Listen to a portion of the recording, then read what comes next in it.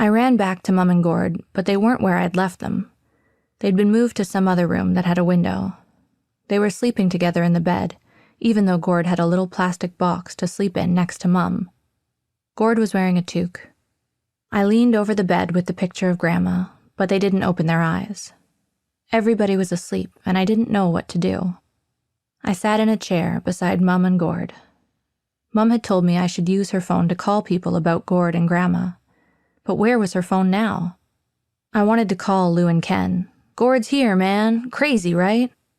I remembered I had T's contact info in my phone for Grandma.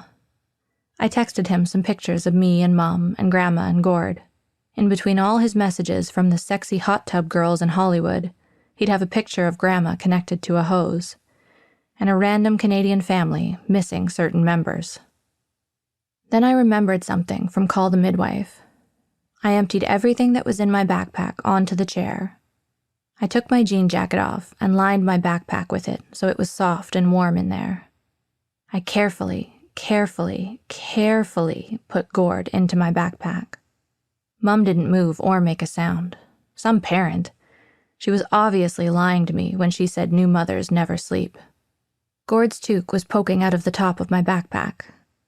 I took it off and put it in my pocket and pulled the strings on my backpack a bit so there was still an air hole for Gord. I put my backpack on my front. Gord was heavier than I'd thought. Whoa. Props to Mum for hauling Gord around like this everywhere. Now I knew why she was so exhausted all the time. I took a big sheet off the shelf and put it over my backpack. I tied it around my neck. It drooped down to the floor. I looked like the Pope. I heard a squeak. I jiggled my backpack a bit under the sheet. Me and Gord took off to the ICU. The lights in all the hallways were dim. There was hardly anybody around, just janitors and tired-looking people who were waiting for something or someone. Me and Gord waited for an authorized person to go through the ICU door.